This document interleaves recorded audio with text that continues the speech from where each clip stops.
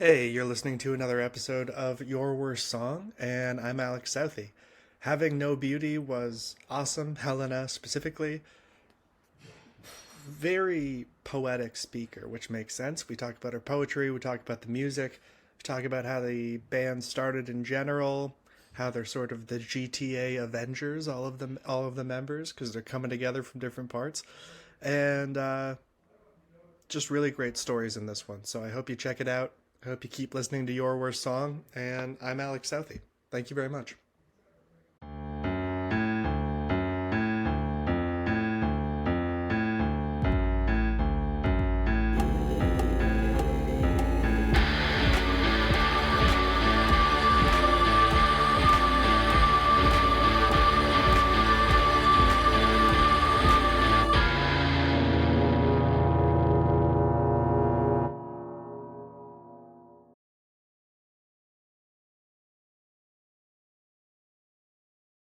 All right. Well, thank you so much, Helena, for joining us on this podcast. It means a lot to me that you wanted to do it, and especially like it was pretty short notice, I feel like, from the time that we began talking about it to now. Yeah, I was ready and raring to go. So happy to be here. Thank you That's for awesome. having me. Yeah, absolutely. What have you been doing in general? Like what'd you do this week or weekend? Oh, I had a cool weekend. Went to see Basement Revolver in Niagara. That was fun. I always love seeing that band. Then it was just a friend's B-day. And then it's another friend's B-day today. So Oh, wow. I have a lot of Libras in my life, apparently. That's awesome. Yeah. That's Or great. Also, Basement Revolver are on the list for me to interview later on. So oh they're going to be, yeah. yeah, Love it. Love that it. should be Get them great. on. That'd be Ex awesome. exactly. Yeah, well, I want to hear about how you got into music and I want to hear about No Beauty, but we can always get into that. Was that the first project that you've worked on musically? Yeah, I would say so.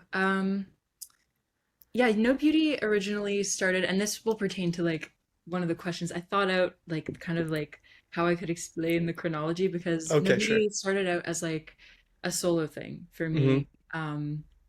And I had this idea in my mind when I started. I've never been like a musical gal, I guess. Like I've always been attracted to music and practicing, and I was in like kind of just like bands for fun when I was a kid, but I didn't really have like a project or like songwrite or anything like that for like my whole life. And then when I was 22, I kind of just like snapped and I was like, all right, like listen, like this is either going to be a hobby forever and I should like stop caring about it so much or I should like make something happen. I know So exactly what you mean. yes, yeah, we I feel like a lot of people have been there. For those of us who I don't know, I feel like music is so great because it's a different path for everybody and some people are in like bands and writing songs from the time they're like 14 or 15, but for me that just wasn't the case and then I kind of cut my teeth in poetry, like I care a lot about writing poems and writing in general. But I kind of did that as like my main thing for like my whole early 20s and then and when I turned, I think 22, I was just like, all right, I'm gonna actually try to do music. And then it became a band after the fact. So I started writing, um, and my lovely partner, Jonathan, who is one of my largest, if not my largest, like collaborator, inspiration, everything. Yeah, Everything. Muse.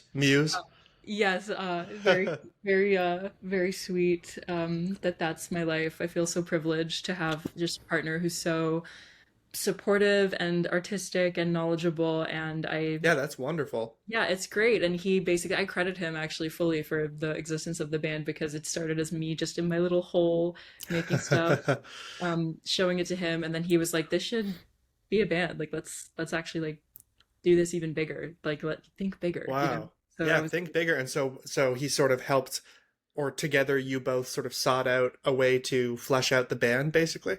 yeah, So he's a how many people are in the band, if I can ask? right now, there's actually four. Hmm. We have not debuted as a foursome yet, Okay. but we were a trio for a long time. It was Jonathan and I, and one of our very good friends, Will Fashion, on drums. And Jonathan is a phenomenal guitar player, but the music that I had written, it was always kind of like that. I kind of have like I'm primarily a singer. Like I don't, or a piano player, I guess, even was a secondary instrument that would be like more comfortable for me. But I really was fascinated with guitar. I always have been. And I just really wanted to like become better. And like I had this vision for myself where I was like, all right, if this is going to be a band, like some of my favorite like musicians are like Jeff Buckley, Jason Molina, just like singer and guitar players, Okay, yes. people. And I was like, all right, well, if I'm going to step into this new identity as like a band person, like I have a vision for that, and it involves me being able to sing and play guitar at the same. And so I was like, Jonathan, maybe you should play bass. And he was like, I don't know how to do that. And I was like, well, I don't know how to play guitar, so it'll be perfect. That's awesome. Yeah, And that yeah. actually might lead to, maybe you can tell me this later, but that coming from a place of not actually knowing the guitar that well for you, or him not actually knowing the bass that well, Hmm. could lead to playing interestingly on those instruments because you don't have the same building blocks many other people would. Yeah, I really felt that. And it was a really blistering, I'd say, is the word, I guess, process because I don't know, I'm a very just who I am as a person. I'm a very spur of the moment, like on learn on the job type of Uh-huh. person. So even though I had this vision, it wasn't as if I like went into the shed for like 2 years and like really perfected my craft. It Yes. was like, all right, let's see where we're at. And I booked our first show, um, like as a band when we hadn't had like a rehearsal. And Damn. And how much had you been doing it at that point? Uh, I'd been I'd been practicing and playing the songs. A couple of the songs actually like didn't really get fleshed out or like fully written until like the month before our first show. But yeah, I'd been doing it, I want to say 6 or 7 months at that point. I think the first ever No Beauty release was my birthday, November 2022. And Okay, our still first pretty quick from the beginning to that. yeah, pretty quick. And then our first show was in uh July, I think, July 2023. Where So, did you play? we played at Bar Orwell, Oh, cool. Quad Yeah, City yeah. Bar Orwell. Yeah, very fond memories of that first show with a good friend of mine, Jessica Spurl, and her band. Another very inspiring friend, and Absolutely, yeah. we I did haven't like actually met them, but obviously yeah, yeah, I yeah, know yeah. them. They're very popular in locally in Toronto, in my opinion. Yeah, yeah, she's incredible, and her band is incredible. We met at Humber College. We're both there right now, and we like just are we're big fans of each other, big supporters. And I thought it would be a great like just basically homie fest for our Homie first Fest. That's a ever, great name for a festival, actually, just right? calling it I think Homie Fest. there has to be one. I'm positive There one. has to be. I'm very curious about your poetry origins actually, because that's sort of like the cousin or the sister to lyrics. So I think that makes a lot of sense. Becoming a singer with that. But how does the poetry begin? You said you were taking that more seriously, sort of. Yeah, I it kind of began. I've always been like a singer, like and when I was a kid, I did like choir and like Okay. I sang in just like cover bands throughout high school. So singing has always been something like I've done and was interested in, but it just made me so nervous to do it in front of people. And there was some sort of I felt like looking back, I couldn't really put my finger on it if you asked like past me what the issue was, but Sure. looking back, it feels like there was a disconnect between like only ever singing other people's words. And I think music is really interesting because you can say so much with notes and with musicality, like instruments that have note buttons, and you're just kind of creating wordless vibrations in air. But for singing, like the words are a really big deal. And I don't think I fully came to terms with that until I started getting really into Patti Smith.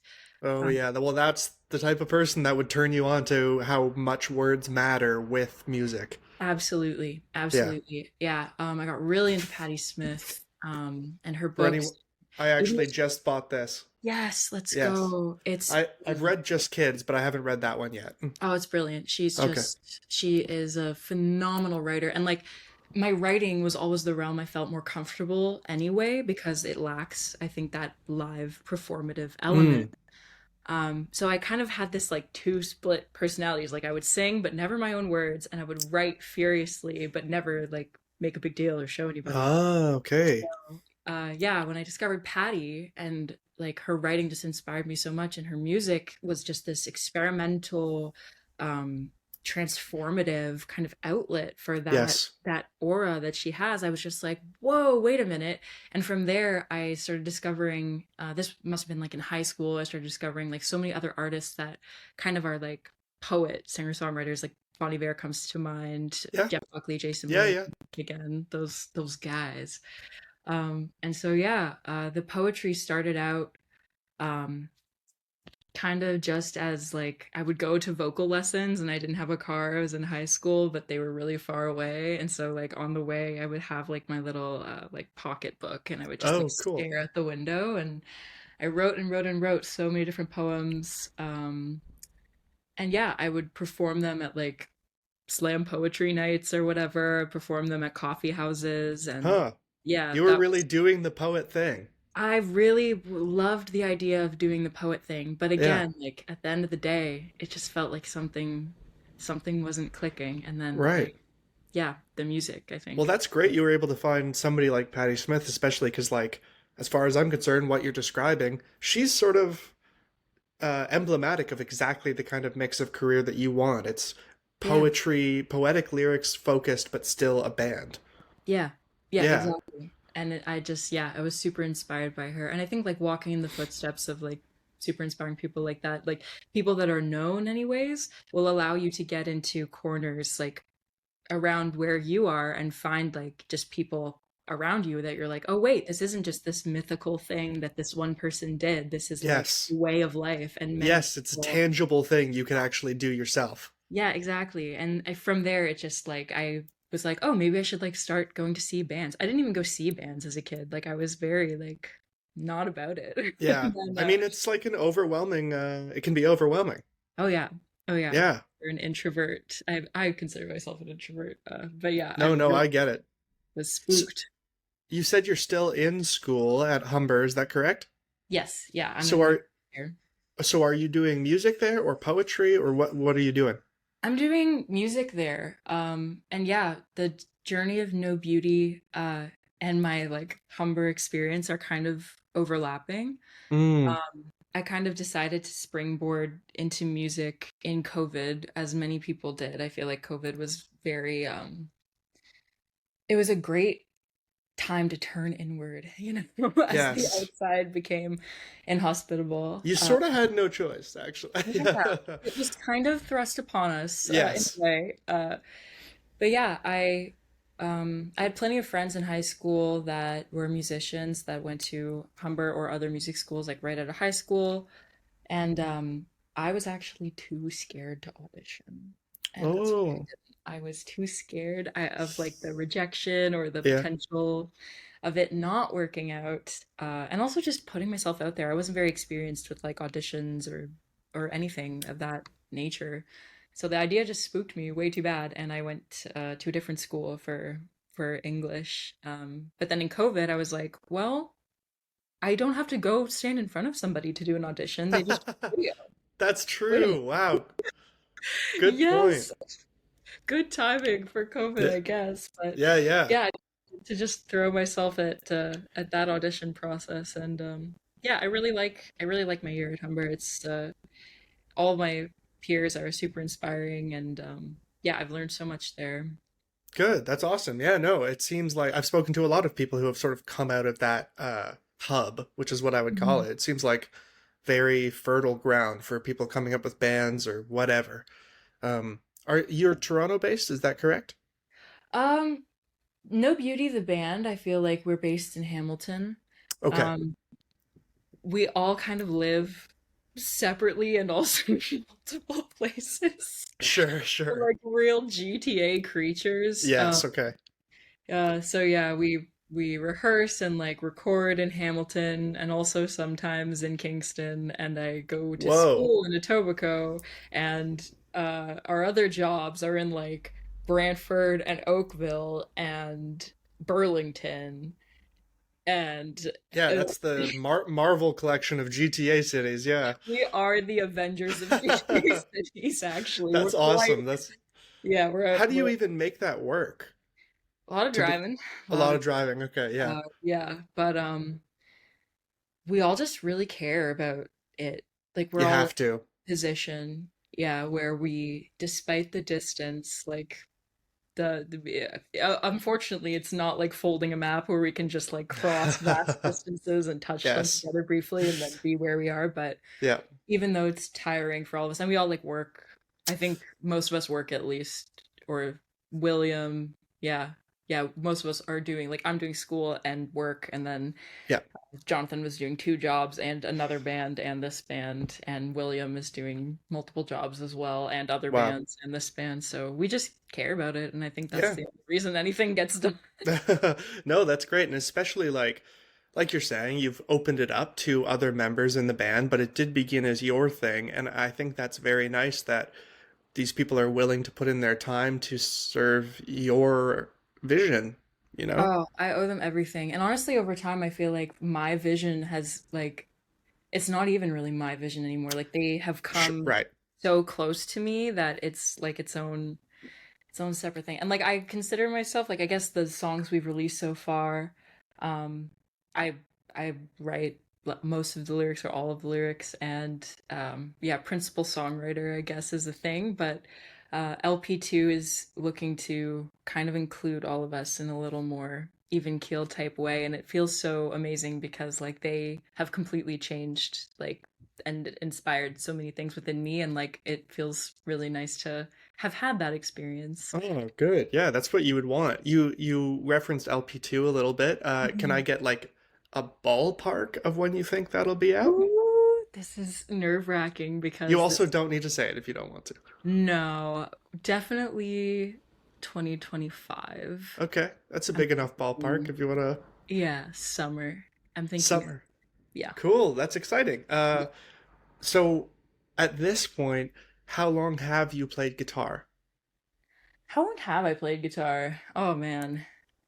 Um, I played guitar, like I had guitar lessons when I was a kid for like 5 seconds. Okay, then I don't know. I don't know if I mean that. I like Yeah. maybe with your partner helping you, I guess Oh, is. yeah, yeah, yeah. With the band. I guess at this point it's been 3, 4 years. Okay, well, the reason that I ask is because I'm curious how the songwriting then works. If it's Yeah. a guitar-based band, but you're fresh to that and that kind of Yeah. thing. Yeah. Well, usually my process is very, I love I don't know if you're familiar with like any talking Adrienne Lenker has done on her process, but I'll draw from her as a comparison. Like I really am into like the droning element of the Mm-hmm. guitar. Mm-hmm. And so, yeah, I'll basically just take the instrument. And when I first started, I only knew very simple chord shapes. I Sure. tried really hard to learn like as many other songs as I could to kind of be like, oh, I like that sound. How do I do it? And I, at the very beginning of the band, ended up with just very simple, like I guess you could call them even like cowboy chords, like Yeah. Yeah. Yeah. super, super simple stuff. And yeah, the lyrics and the song structure just would kind of emerge from me, like just touching the guitar and meditating. And then after, I would bring it to Jonathan and be like, "Do you know what I played? Like, what does this sound?" Because I didn't know the notes or the anything. Right. I feel like I've done a lot of work in that area, and yeah, the music is getting, in my opinion, like more like complex and more fun to play because of that growth that's happened. But Yeah. yeah, basically, I would write them by myself, like, and just do 2 or 3 takes of something that I thought was cool, something that felt good, and then bring it to them and be like, "What do you guys think this is?" Wow. And so Yeah. sometimes does that ever happen? Does it ever happen where because I actually think cowboy chords, like you're referring to them, are more than enough for an entire person's career if they wanted to, especially if they're going to add things over top with secondary instruments, Hmm. because then you're getting that same complexity that you would if you were playing in weird tunings or the drone factor, like you're saying. Um, so I'm a little bit curious what happens as you move away from the cowboy chord kind of thing. Uh, how does that look? Like, are you letting your other band members take more of a principal songwriting aspect and then you lead into the singing, or are you also gaining quality as a guitar player and can do that? Oh, I think absolutely me gaining quality, I guess is a good word for it. But yeah, as I've delved into like you said, like alternate tunings or even Hmm. like I think about Hourglass on the first record, Yep. that song is just like Capo 7 standard Here Comes the Sun type setup. Exactly. Yeah. It's that little, just a couple of like finger picking notes, and a lot of it I play with like really just two fingers. And I Hmm. remember when I figured that song out, I was really racking my mind for a way to like make that interesting. But I think Hmm. that really pushed me in a different way because like I don't have the technique to be like, oh, and I'll sweep pick this riff, and like I can't make Yeah. more interesting if I tried. Yeah. So Yeah. Yeah.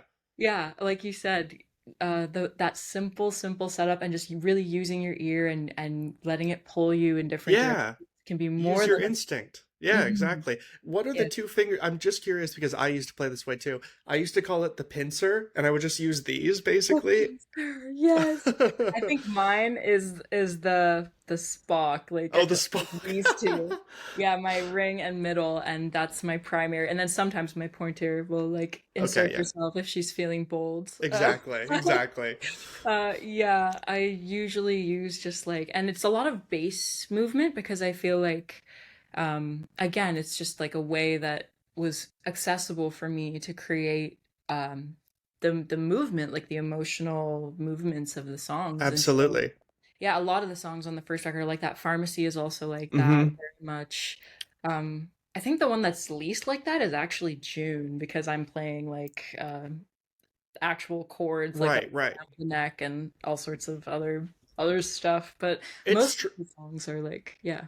it So, strikes me as very well, I'm not sure how to explain this. So with piano, you know how left hand, let's say for most people, left hand you're sort of playing the bassier area and right mhm, hand you're playing maybe more of the melody or the higher register. The mhm. beauty of piano is you can make such complex chords and pair these, let's say, normal, what we would call cowboy chords in the right hand and left. Choosing a different bass note that you wouldn't really expect creates these really interesting chords, and that's basically what you're doing with your finger picking as you move the bass string around. So that's interesting that you carried on that quality into your guitar playing when you come from a piano background. Did you knowingly do that? I don't think so knowingly, but yeah, I definitely would say I come from more of a piano background than anything. It's the instrument I've practiced most in my life, and you're Okay. exactly right. Like the bass movement, or like yeah, the bass movement of anything and like inversions and stuff, it's way easier and Yes. very straightforward to create that type of interest on the piano. But yeah, I think my ear just kind of pulled me to use the guitar in a similar way that also was still like as accessible as possible. Yeah, Again, yeah, yeah, of course. someone like me. It's so funny that you say accessible and then earlier you were joking about like sweet picking. Like I can't Yes. imagine the sweet picking over some of your stuff. That's Yes. too funny. Well, how do you all, so that's how you write. You usually start with something and then you pass it on to the other members. How Mhm. does it work when you pass it on and all four, or now four of you, but mostly it was three of you? How does it grow from there? It grows from there basically on the kind of like I guess the instincts of Will and Jonathan for Hmm. the first record, very much so. Will is like a machine. Hmm. He's absolutely terrifying to work with because you'll be playing something for him and like he'll lock in and like really get focused, Hmm. and in a few passes it's like pretty much done, and then he'll be like, I'm gonna change this, I don't like the way I did that, da, da, da, da. And then like by the second rehearsal it's like, yeah, Wow. he's been And playing so it for months.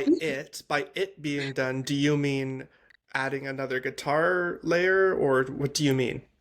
Just like the form or like whatever he's doing in the Oh, I release. see. And then like when we would rehearse as a trio, the record ended up very much like more built out than like our live sound is, and like a lot of that was Jonathan is just a awesome arranger as well, so he would add like guitar layers and percussion layers and um, organ. There's organ all over the place, which is Hmm. so fun. I But love yeah, organ.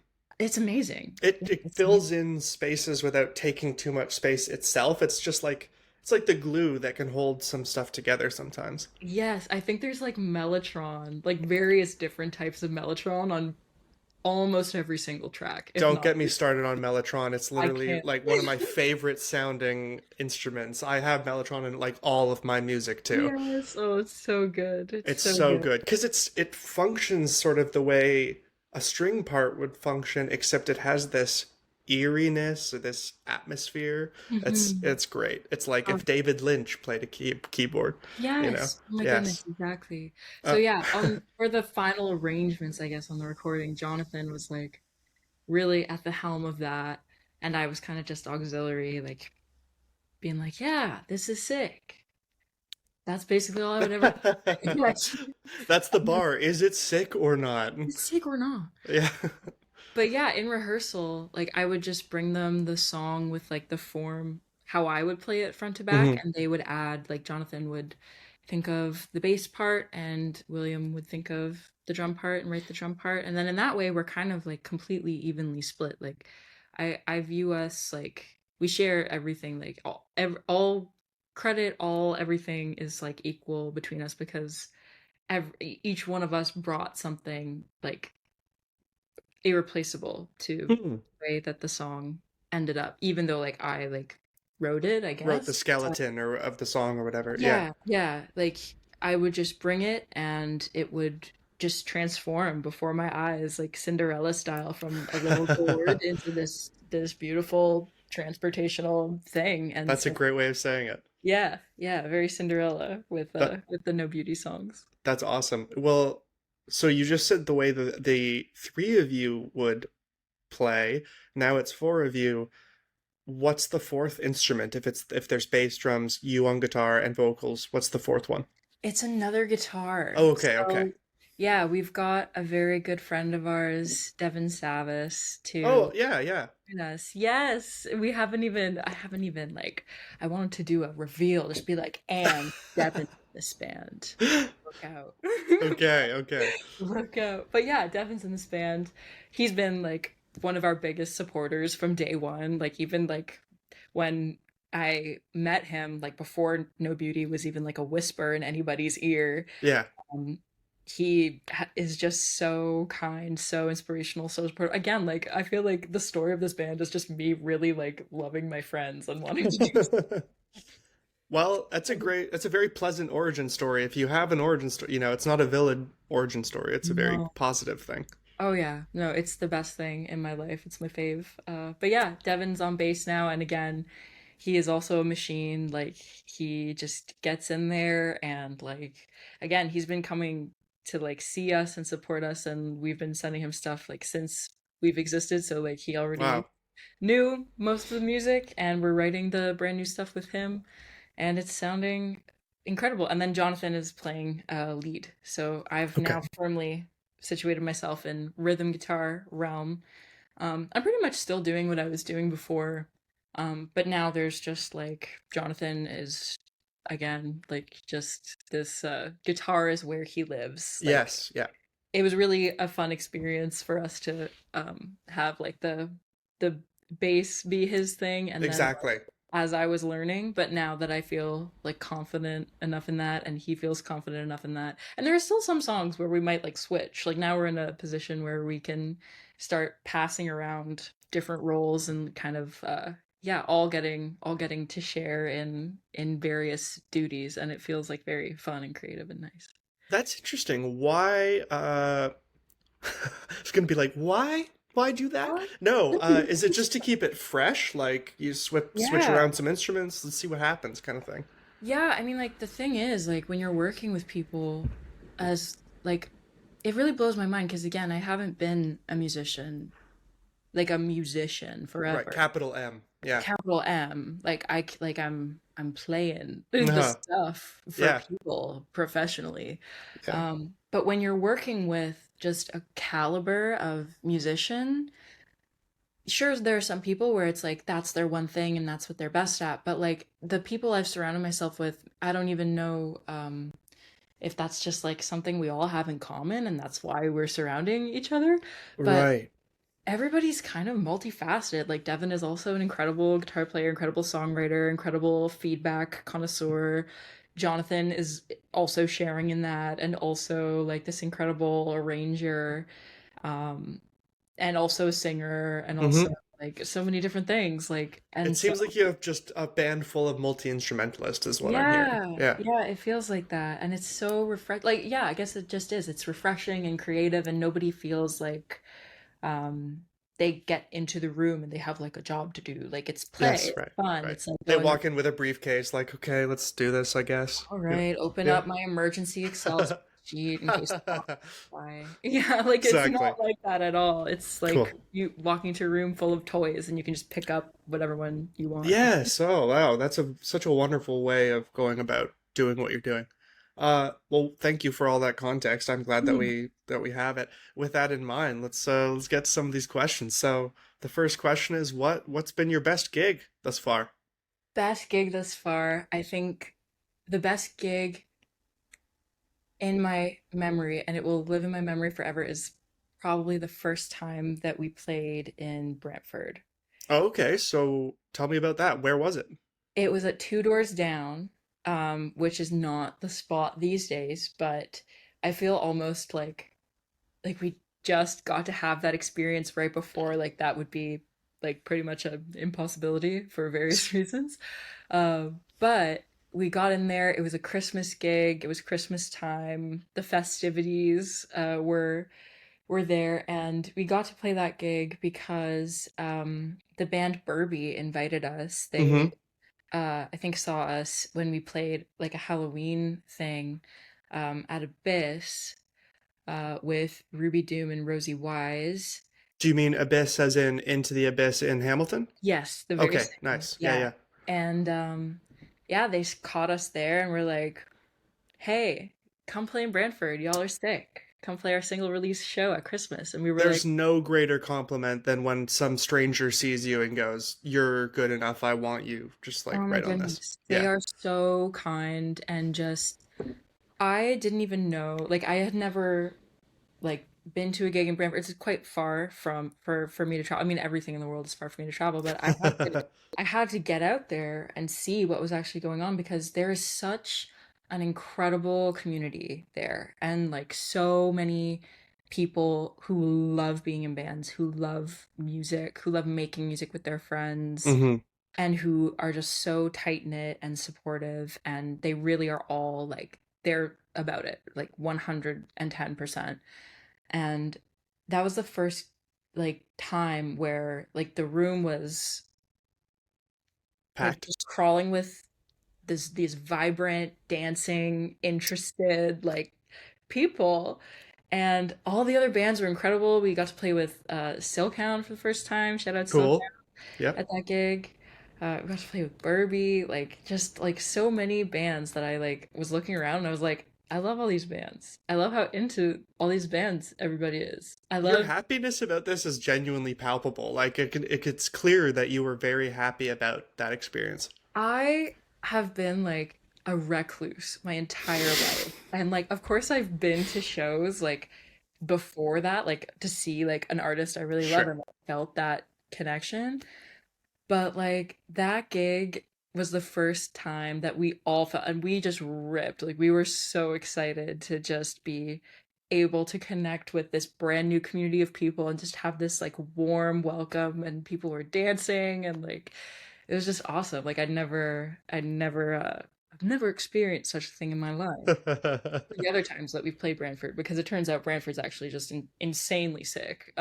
Okay, clearly I got to go up and check out the scene You more. gotta, you Yeah. gotta. Yeah, there's just the best stuff happening up there, and everybody's so about it. It's wonderful. You So you yeah, best hinted gig. at two doors down, why is that not a thing anymore? Did it shut down for some reason or? Yeah, it just became like not the spot. It was the spot for a second, and then some stuff went down. I don't know if it's even my place or my role to Sure. like, No, speak whatever. on Yeah, yeah. specifics, but yeah, it's not the spot. These days there's plenty of other spots Cool, cool, cool. that we're gathering up there. So Cool. yeah. No, well, hey, I'm good that at least that at that time it was a really good experience. Great. Okay, so then worst gig memory. Worst gig memory. Oh man. I have kind of two. Is it okay if I have two? And I Mm-hmm. only have, like one. Absolutely. Okay, so like, because I didn't want to like harp on one of them for a while, but the worst gig memory I've ever experienced ever is pretty much the exact opposite of what I just spoke about, where it's like a stranger singing you and being like, "Oh my gosh, you're so sick! Like, come over here." The worst gig memory I have, and this has happened to me like 3 times, but it went the same every time, so I'm counting it as one time. Sure. But just finishing a set and a man who is a total stranger to me walks up to me and gives me that was really sick. That was a really good set. And I'm like, thank you. How long you been playing guitar? Oh, not very long. I'm just doing my band. Yeah, this is my band that I do, and it hasn't been that long. Well, yeah, that's really cool. That's really cool. What's your name again? Helena. Cool, cool, cool. I'm a guy, and I actually play guitar. Yeah, if you ever wanted a guitar player in your band, Oh, I would just be so. I think your music's so sick, and like I would be so down to play guitar for you, especially because like you haven't been playing guitar oh, for very long. Thank you. Maybe it's jeez. again, but I don't know. It's like the most backhanded compliment, basically. It's so I'm like I just can't imagine like I don't know if it's misogyny or what, but I can't imagine like if one of my friends who is a dude like got off stage after a set, even if they're just doing like their band that they're not like taking mega serious and just doing Hmm. for fun, and a stranger, someone they don't even know, comes up to them and is like, "Hey, I have a gift to give you. I could play guitar in your band." I am that gift. Yeah. Like, what? Oh my goodness. And I this has happened really, to me like more than one time at the very, very beginning. It hasn't happened for like, thank goodness, for quite a while. yeah, But wow. yeah, it happened more than once. So that's definitely the worst. I don't even know why I was so polite in those situations. I should have just been like, and then walked away. Yeah, did not. I tried to be sweet about it, and I kind of regret it. But yeah, for any girls who play guitar out there that may or may not be listening, don't ever let a stranger come up to you and make you feel like doubt yourself or whatever. I think Mitski said it, where it's like, because she kind of had the same thing. She's primarily a piano player, but in her stuff, she wanted to play guitar. Right, yeah. Feel like that's a common experience for girls sometimes. Like it's instrument playing can sometimes be like it inflames something in someone when a girl might suck a little bit. So if anybody's listening, you're allowed to suck. Everybody's allowed to suck a little bit. Don't let anybody make you feel like you're doing something you're not supposed to be doing if you're just Absolutely. And that's you not know what? Internally, I bet that guy is like, this isn't making an excuse. I'm just wondering what his thought process was. If you actually break down what was happening, I bet he was just like, wow, wow, she hasn't played as long as me, and yet she's doing it, and I'm not doing it. I bet yeah, he really felt embarrassed by that, basically. I Like get just it. the idea that he's been playing guitar longer, let's say, and then but you had the confidence and the other musical skills to still get up there and do it. Yep. But no, you're completely right. Stories like that have come up on the podcast before. I was talking to somebody else, and uh, what was it? A sound person came up and didn't ask what the female guitarist wanted. They just started like fiddling with their pedals, which is such Yeah, a I've had that too. I've had ugh, like dial in my amp for me, and I'm yeah, just like, excuse me, like without asking, just walking up and just, yeah, it's so like, yeah, I don't know. And I guess you're right. The comment about the embarrassment is kind of a thing because like I really live by that. The that's only, just a guess. I don't know. Who knows? yeah, just a guess. Who knows? We won't psychoanalyze the guy or multiple guys that Yeah, happen to do very similar things. But I'm really a firm believer in the philosophy of like the only difference between like if someone is out there like doing something or pursuing something and like you're not, like the only difference between you and anybody else is like how much confidence you have to like go and like make an honest shot of it. Like I really do believe in like doing things when you aren't ready, because Mm-hmm.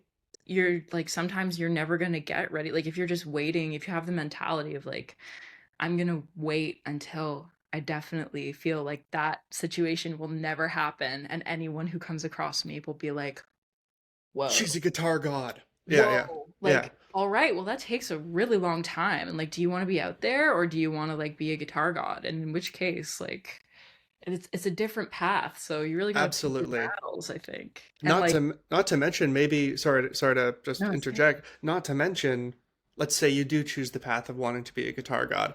You might, if you practice all your life, your peak guitar playing might be at like 40, but your peak songwriting might have been at 25. So Yeah. it's better to, like what you're saying, just jump into it. And I feel like that's something that you probably learned when you said, like, you just jumped into it anyway. Hmm. With songwriting, you were like, I can't wait anymore. I just need to actually graduate this from a hobby to a profession. Exactly. Exactly. You just got to find a way to graduate yourself. You got to find a way to complete stuff, I think. Yes, that's such a Yeah. big thing. Yeah, it's huge. And like maybe the first thing you complete, and like it's not maybe. Everybody, that's another thing. Like it doesn't matter how long you've been doing something. There was a point in time where you were not very good. There was a Absolutely. where you were not ready, you were not a pro, you were Hmm. just muddling along, and that's a different point in time for everybody. But it's so necessary to not be precious about that point. And I really valued that, like when I made the ethos for the band, like the even the band name No Beauty is kind of like a reminder to myself of the impermanence of like anything that you manage to cobble together and you're like, yes, this is the most beautiful thing. It's like, okay, you achieved that and time marches forward and other things will happen. Wow, And I love that. yeah, I was wondering what the impetus came from with that name. yeah, it was kind of a, it's a, I really had to internalize it when I decided to be in a band, because I knew there would be like worse gig experiences coming up. And like, I was so like, I was a person who, again, super introverted, super scared of judgment, of being cast off, of like people like doing stuff, like stuff that has already happened to me. But I was like, well, this is totally valid to be scared about all this. But also, if you're just going to be scared about all this forever, like nothing is going to happen. And like, you got to work really hard in the present moment to just conquer that fear, like any moment that you can, and be like, well, I'm here and I'm doing it in the present. And that means that it's real. And That is even, so yeah, valuable thinking that way. yeah. I had the exact same thing, except I was older than you. I was 25 when I Mhm. had that realization. Like, the way I put it to myself was the only thing scarier at that point than playing live was the idea of never getting up the courage to play live. Exactly. And that's what it really came to for me. I was just like, you know what? Yeah, I'm not ready. Yeah, I didn't start writing songs until my early 20s. Yeah, there's people 5 years younger than me that already have it all figured out. And none of that matters because I'm doing this because I want to do it. And I'm either going to Absolutely. do it because I want to do it right now or I'm going to like be sad and afraid forever. Yeah, And exactly, that, I did exactly. not want that. So I named the band something that like every time I thought about it, every time I would sit down to work on it, every time anything reminded me of my own band, it's kind of just like a reminder to myself of like why I'm like doing it.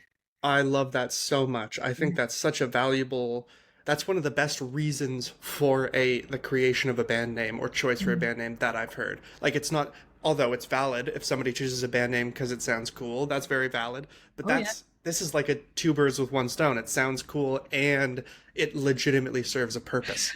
I'm happy you think it sounds cool. Honestly, I was scared to name my band something I just thought that sounded cool because, like, again, my confidence was so low. Like, maybe I thought it would sound cool in one moment, and then 2 weeks later, I'd be like, no, that's stupid. I gotta pick a different like, No, I like it, but also there's freedom.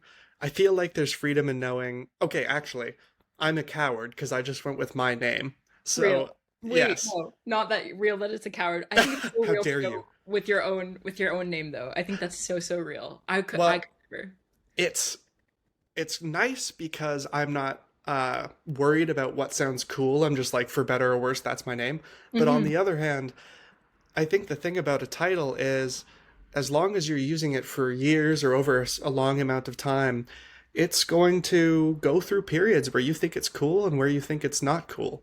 Exactly. And at Yeah. the end of the day, time marches forward. You got to keep doing it. You got to Y- keep going. yes. Yeah, Yes, it's great. absolutely. Yeah. So, Uh, anyways, yeah, got me through the worst gig memories of like having strangers be very like inspiring doubt in me, I guess. But also got me to the best gig memories of being exactly. able to play in front of a room full of people who are like really happy that you're there. Which leads me to, do I have time to talk about the second one? Absolutely. Yeah, go for He's it. sick.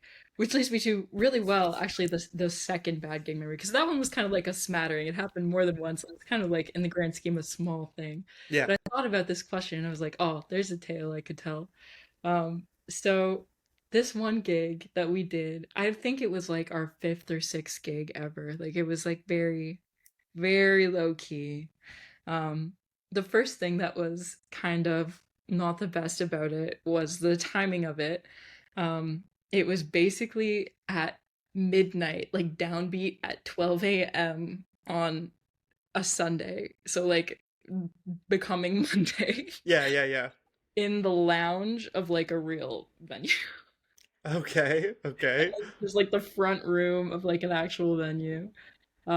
Which like I wasn't that like I wasn't in a position in my I don't think I will ever be in that position to be honest, but like I definitely wasn't at that time of being like this venue is too something. I don't want to play it. It's like Yeah. I was not in that position. So I was like, whatever. It's my fifth show ever. I just want to play shows. If I get offered a show, I don't really care if it's really trash. Which is how it should be, especially at the beginning. Especially at the beginning. Yeah, pretty much saying yes to things indiscriminately will benefit you. Exactly. So yeah, everybody was kind of sleepy, and we came out, and well, by we I mean the band, and like not many other people came out. Some other people definitely did come out. A handful of just like my friends and my best friend Phoenix was there, and we're all just kind of hanging. And the first act, I really loved the first act. Um, it did scare me though, because it was very like loud and it was already really late at night. And so I was just like looking around and I was like, oh man, I hope and it was like really cool, like experimental with like harp and like harsh noise and like all sorts of like incorporated elements. And I was like, oh my goodness, this is like, am I am I like about to look kind of silly with my little after like this high concept, like Yep. improvised noise with sung poem act. I What the heck? So I was go. already kind of like a I was kind of nervous, Yeah. even though like not many people there, and it was like the lowest stakes imaginable. Um, and I just remember we were setting up, and I was just thinking to myself, like, does maybe I should survey, like maybe I should uh look like around and Hmm. see I can gauge what this is going to be like. And this is the first and last time that I ever did this. I feel like this is a mistake. Okay. I looked through the audience, and the audience was really just like the friends of like the opening act. And after the opener played, so many people left that were there, and there weren't that many people there to begin with, but like a whole group of them basically left, including some of the people that I knew. And I was looking Oh. to the crowd of like basically like three art school students and my best friend. Oh I man. was just like, ooh, the only reason these people did not leave is because they would feel really weird leaving us to play at midnight on a Sunday in this lounge to literally nobody because the bartender was not there. Oh. It's just like these three people who were just like, Oh, well, bless those people. bless them. Honestly, bless them. I love them for that to this day.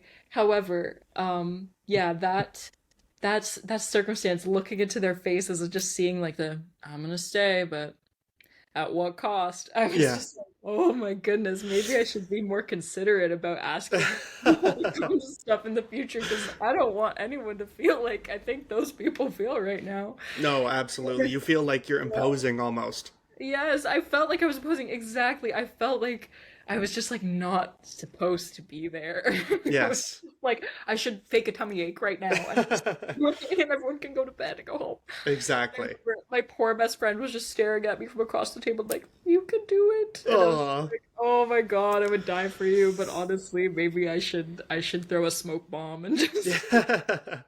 But we played the set and it was only half an hour. We shortened it, I think. We definitely Oh, shortened it.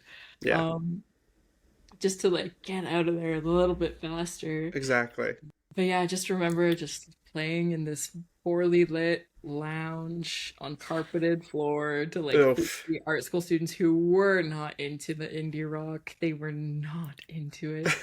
And to top it all off, I played really quite bad. Oh, no. Top it all off, I made a lot of mistakes, and I was like more than usual. At that point in the band, I would make at least like one very obvious blunder, if not a handful, Sure. like every single set. Yeah. But yeah, my confidence was shaken after that one, and I just like I remember getting out of there and putting the stuff away and hugging my best friend and just being like, "What am I doing?" And they were just, Oh. "You're doing your best," and I was like, "I know." Not to mention everybody goes through that. Like, as you know, everybody has to go through those, Yes, like, yes. shitty gigs, you know? It's just got to be done. Everybody's got one, and that's why I love this pod. The idea of this pod is just like really bringing everyone together. Like everybody's got some horror stories to tell, Yep. and everybody's got things that make it worth it. So Absolutely. funny how it all Absolutely. works out. And I think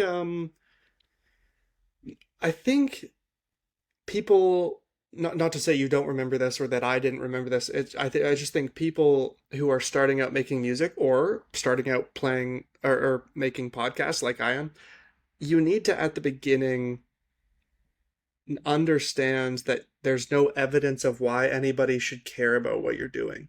You know what I Hmm. mean?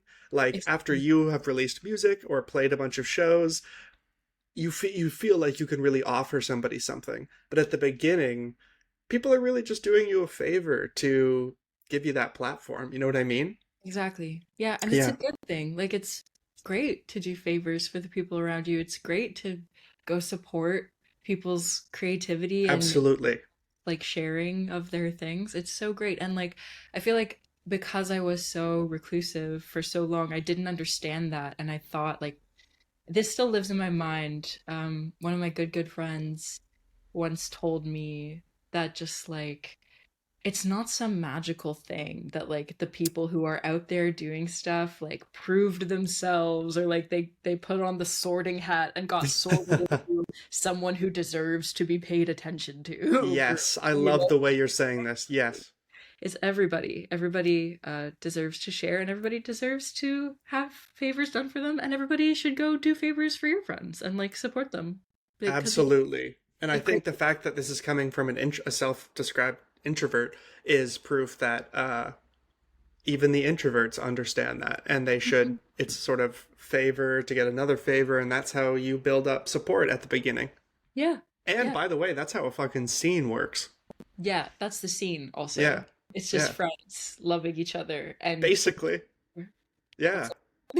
Well, That's all. thank you. Those are all great contenders for worst, for different reasons too. That's more of like a gig going poorly, and then you Yeah, talked about sort of more experience around a gig being yeah, frustrating. Yeah. yeah. Where did you said it happened a few times, but that first story about the guy coming up to you and offering his services, air quotes. Hmm. Uh, Hmm.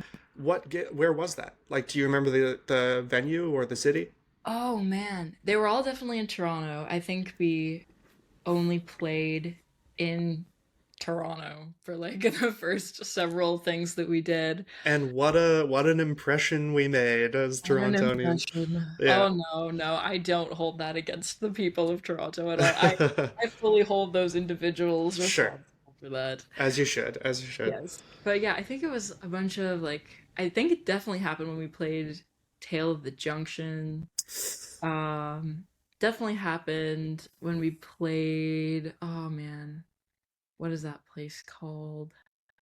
Oh, I don't even remember, but it was like a basement venue somewhere. I the name is escaping me, but it was something Was it that Dakota Tavern no, or no. was it the Junction Underground, which is a different Oh thing? yeah, yeah, yeah, yeah, yeah. Yeah, definitely happened at the Junction Underground, which honestly that was a really fun show, regardless of that, but it did happen there. Gotcha.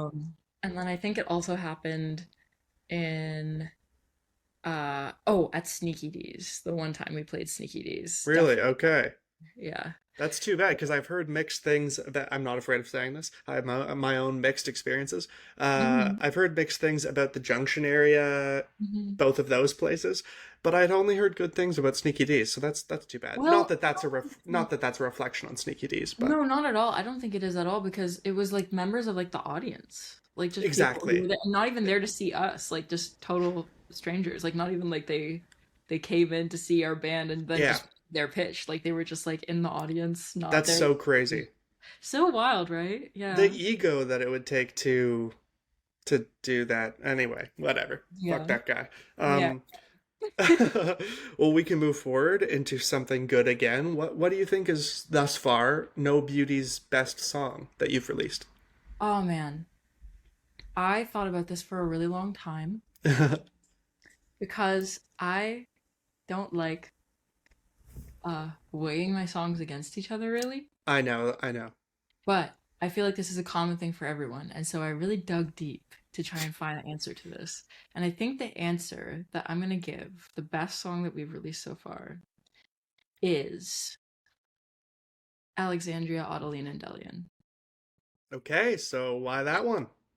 Lovely This title. one, yeah, crazy title on that one. That song, I feel like it's been like one of, even though I say I don't play favorites, I will contradict that by saying there are songs like I kind of like view the experience of making a song like passing a landmark, like a really I something love that that. sticks out on the landscape. And I remember like the first time that I saw it.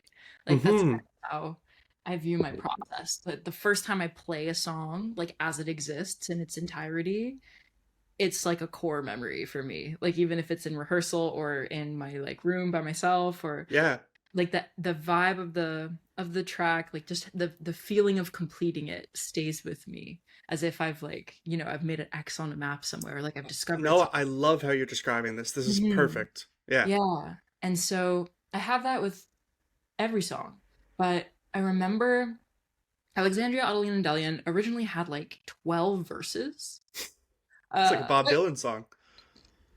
I actually was thinking a lot about Bob when I was it just came out like pretty much fully formed from like a writing exercise. Like I wrote the whole thing in 10 minutes in Wow. school actually. And I read the whole thing aloud to like for the sharing portion after the writing exercise. I read the whole thing aloud and my friend Nick was next to me and he was just like, "Dude, that's crazy." And I was like, "Is it? I feel it might be, but I'm not sure." And then I took it to like I made a little tiny demo of like how it might go and I was really really in love with the way it sounded. Doesn't sound anything like it sounds on the record. And Jonathan was like, "Oh, this is so cool." And he added another part on top of it and then I remember the first time we rehearsed it pretty much the way that it is now. And it just became so heavy. And it Mm-hmm. started out as like this figment of like a folk song with 12 verses Yeah, and right, exactly. yeah, like just kind of my usual.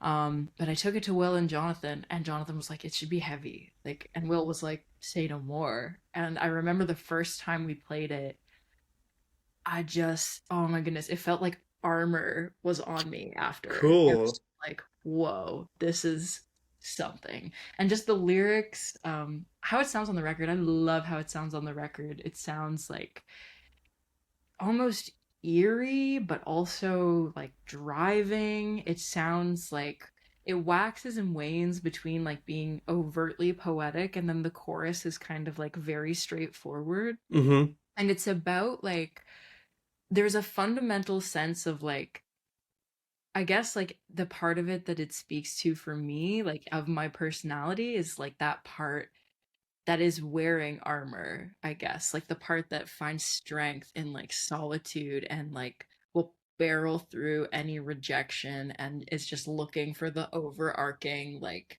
reasons to keep like enduring. That's what it feels Mm. like. And I've had like since it's been released, I've had people come up to me and be like, "Are you playing that song? Like please play that song today." Like it's I can't wait to hear it. I've been like listening to it on repeat and I feel like it's just like I sometimes like of all the I really did not want to listen to the record after it came out because I had spent so long Oh listening yeah. already. Yeah. But that was the first one that when I was ready to revisit it, I put that one on and I just listened to it like 5, 6 times in a row and I was like, this, I needed this. Like this, Wow. I needed this. And I just remember like it every time it just gives me this boost of just like it's so gritty and when we play it live, like I have been really trying to improve my like heavy vocal technique, like screaming and stuff like that. And every time we play it live, like it didn't start this way, but every time we play it live, I get a little more aggressive on the end and I just start screaming my little head off and it That's feels awesome. so incredible. So How yeah. does it turn from a 12 verse writing class project Mhm. into that song? Well, the first thing we did was shorten it.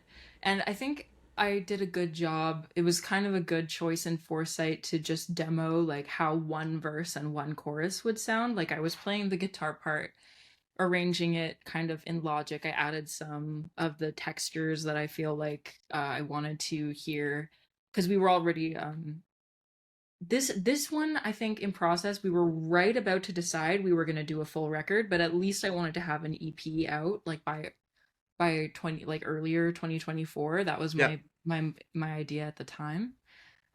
So we weren't like record mode, but I was like this should be like I was preparing to record it and I only demoed out one verse and one chorus because I was just like I don't know if I should demo like the whole thing. And Right. I the textures I was gravitating towards like I wrote it acoustically, um, but the textures I was gravitating towards, I grabbed my bass six, and I just it's this disgusting rumbly like it doesn't have flat wounds, it just has the regular honkers on it. Yeah. There's something about that guitar that when I am texture seeking, she just always has the answer if I need something like that's not my norm. Like normally Huh. for like a sparkly, clean, like whatever. But I just plugged that one in to demo the one verse and one chorus and it sounded like there was that heaviness there. And I showed it to Jonathan and I was like, see, now I'm attached to this like heavier texture, but are we gonna do this for 12 verses? And he was like, we should shorten it. Like, yo, this should be like way shorter and like Yeah. have like a dynamic kind of escalation instead of the long sprawling like and the other verses were really good. Like I enjoyed writing them and reading them and I liked them and they kind of all tied into one another in a way. Sure. But yeah, I just that was Jonathan's call and I was like, all right, let's try it. And again, like as soon as we played it in that shortened form, Hmm. it was obvious. Like it was just so obvious that was the way it was meant to be. Maybe this is too tough of a. It's going to be too tough of an answer to articulate because I don't know how I would do it from my perspective. But Right. what do you choose when you're cutting down a verse or many verses into just a three verse song or something like that? How do you do that? Very easily because I love to yap and I always Okay. write way too much. Okay, I see, I see. I trained that into myself from very early on in my process. I have a pretty developed instinct, I think, now for um I call it just being poked. Like if something's poking me, that means it's interrupting the flow. Like Ah, the most important ironically, I've read a lot of like style based like essays from like prolific writers or whatever to like sure. because of course you do when you write like so much of writing is like reading about Hmm. writing, I feel like. Oh yeah. Um, but yeah, I feel like the most relevant aspect of writing is rhythm. Hmm. Um, everybody's voice has such specific rhythms involved, and like the thing about words is like they're inherently like a rhythmic device. Even if you're not trying to make a poem or a song, like you can string together a sentence and it will be like it'll hit, like it'll be I know satisfying. exactly what you mean. Even if you think about acting and the way somebody, Mhm. this is sort of, actually, this is not, I'm realizing it's not rhythm. Sometimes it's rhythm, but think about a way an actor reads a line and then Yeah. maybe they do another take and they read it another way. It's very obvious that there's a rhythm to it if they Mhm. decide, and a melody if they want to follow it. Yes, exactly. Like, yeah, speaking is totally like a melodic and rhythmic activity. And it is Yeah. really, yeah, that's exactly what it is. Like cadence, I guess you could even call Yes. Yeah. Yeah. it. But yeah, so um if I'm like reading my own, I read my lyrics aloud, like a lot, not only as if I'm performing them, but like just as if I'm like speaking weirdly or like speaking Huh. or like not weirdly, like I don't try to put on a voice, but I say like these poetic, strange things like naturally, as if You like doing it with an Australian accent, just like, with an oh Australian. yeah. Oh yeah. No, no, no. Usually I go for British, I feel Yeah, like. sure, Not a sure. More British people, dignified. Australians. Yeah. But yeah, I just will read it aloud to myself, and if something like stands out to me, even if I don't know precisely what it is, like I'll get that feeling of like, there's a like stilted element to that, or that's too long. So also, yeah, just like using your ear, and that's how I kind of settled on, and also theme. I'm a Mm-hmm. very symbolic writer, and I like Mm-hmm. to put lots of analogous images, I guess, into like what I'm trying to say. I very rarely will come out and be like, this song is about this, and I'm gonna just say that. Yes. No, I know what you mean. Yeah, and I think that's just a a leftover from like really enjoying the like mysteriousness, I guess, of a poem and like all That the has to be it. multiple meanings that a poem can have Yes. because of that. So it's not only like the word choice and what I choose to like remain in just for like the if it sounds good or not, but also I want each song to feel like if you took each like object or season or color or whatever that I like mentioned by Mm-hmm. word in the song and like made a little collage of it, I want that to like really make sense and like Oh, kind okay. of create this like piece together like patchwork of the overall meaning of the song. Like even Alexandria, Adeline, and Delian, that's like that's the name of three women. So already Yes. you're imagining like a number. You're imagining like I don't know. There's so many, and again, like the name Alexandria will mean something different for many people. Yeah. Uh, the name Endelian, many people might not even know that it's a name that that you can have. So yeah, it all ties into the theme, and the theme of that song is generally just about like womanhood and how I feel kind of rejected by even the concept of femininity sometimes, and how Huh. women historically are held to this symbolic standard. And sometimes you can feel like you're not like being a woman good enough, and you're just like, well, then what am I? Am I a monster? Like, what? Like, so it's about like my struggles with that, and how like the only way I don't feel alone in that aloneness is remembering the other women who have also felt alone in that aloneness, and then in that way we're all together always. Would you mind elaborating on symbolic standard? What exactly do you mean by that? Yeah, I feel like I don't want there to be just basically like I don't want there to be images that almost like I'm painting a landscape, and like I don't want there to be like a random rock where a Yes. rock shouldn't be, or like something like that. Like Okay.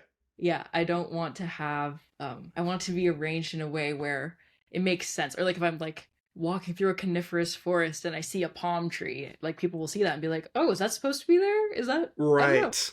So I kind of just like this standard of like I guess cohesion for everything, or like Ah, flow, I guess, where it's like okay. I want each image to really have something to do with the other images. Or if it doesn't, I want that to be for like a really good A reason that is purpose. It should serve the purpose. Yes, yeah, yes. yeah, yeah, Okay, yeah. I totally get what you mean. Hmm. I like the idea of thinking about it. You're almost thinking about it in terms of other art, but it reflects Yeah, back on your music. That's funny. yeah. Uh, okay. Well, it is the time. Is this the I would love one? to hear what you think your worst song is. Oh man, it's so tough. Okay, my worst song. Oh boy. I think my worst song that I have that is available to listen to, um, is probably.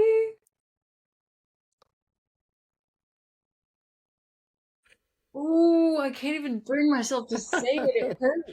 It won't hear you. It will wound me. It will. Actually, no, it won't.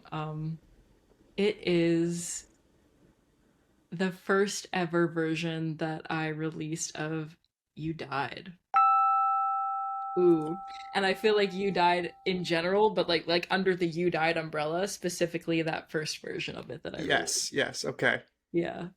And the reason I picked that one as my worst one is because I did a similar thing to "You Died" as I did with the very first ever No Beauty song, which was "Quitters Never Win."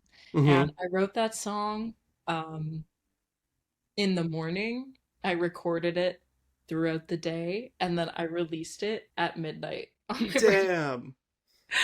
Uh, yeah, so that one was just a mania inspired. I have no idea what I'm doing, and I also don't like, I'm not in a studio. I'm just in my little bedroom with no production experience, doing my thing, baby. Yeah, how did you produce it in such a like did you do it on Logic or GarageBand or Yeah, I Voice? use Yeah. Logic. I Okay. use Logic and just my iPhone microphone and like one SM57 to sing some stuff into and my acoustic guitar and Part of me it's thinks that's so all cool. you need sometimes for a song.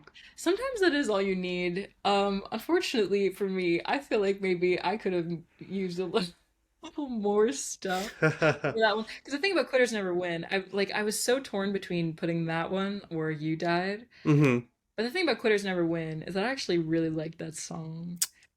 So I feel like it would be disingenuous for me to be like, my worst song is only bad because it was recorded in a silly way. Right. I don't Right. actually think that. I think my worst song is You Died, not only because it's recorded in a little bit of a silly way, but because I feel like that's the song where I love it for very sentimental reasons and it helped me through a lot. I think it was the first song that we put out that ended up on the record later on, Mm-hmm. way before like even the record was like going to be a thing pretty much.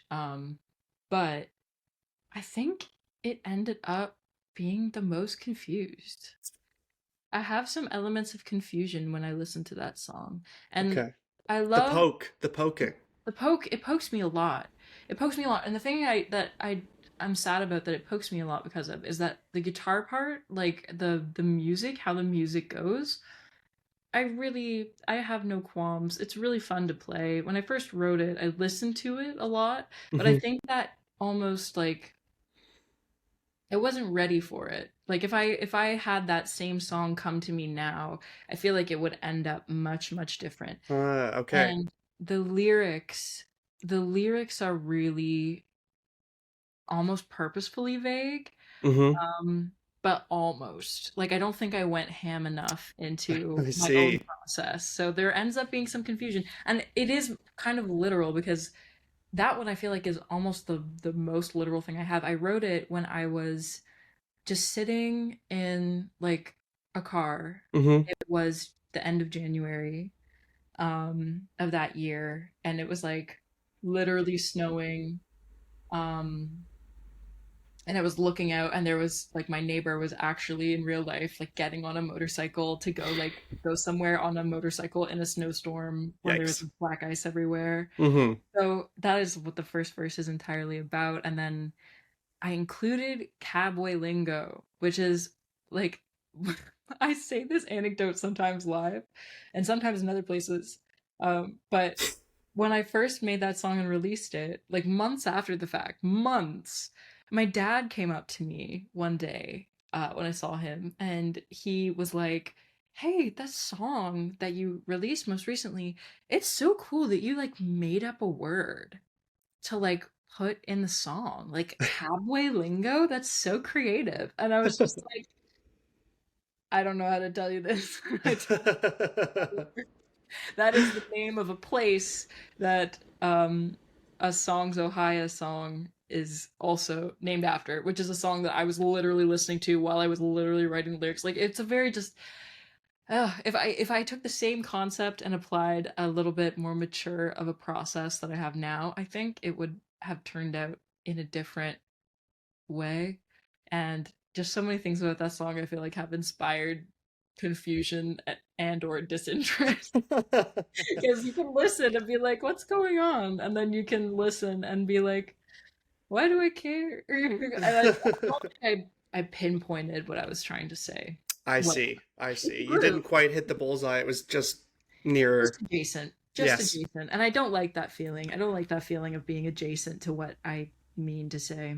No, I if I'm gonna miss something, I want to miss to the point that didn't even hit the dartboard, because then at least I know it wasn't close. I don't want it yeah. to get 90%, you know? No. And then Um, so for that one to cope with it, I kind of am just like, listen, my aim is perfect. You guys just don't know what I'm aiming at.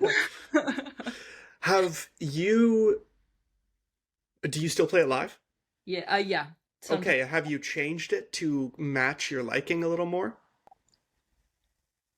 I'd say yeah. I mean, honestly, the version that came on the record, I feel like is the best Okay, version of it that okay. it could be. I think that it could be. Doesn't mean it's the best, but No, I see. yeah, just kind of taking what was there and doing with it something. I feel like something No, was done. And absolutely. yeah, again, Jonathan just did a phenomenal job, I think, with the record. So yeah, I have no qualms about how it appears there. I just think it's a low light, as it Yeah, were. Yeah, it's I not see. my most favorite. Yeah, okay, well, I appreciate you being honest, even though it's tough to choose your babies, you know. Oh yeah. Um, well, Helena, thank you so much for coming on the podcast. I appreciate it a lot. This was a really fun conversation. I love the way you articulate musical ideas because of that poetry background. Mm. It's a cool way of talking about it. Oh, Um, you're so kind. Thank you. no worries. If you wouldn't mind, just restate your name, even though I just said it. Restate the band name and the worst song name. Cool. Hi, I'm Helena Alexandria. I am in the band No Beauty, and my worst song is You Died. Awesome.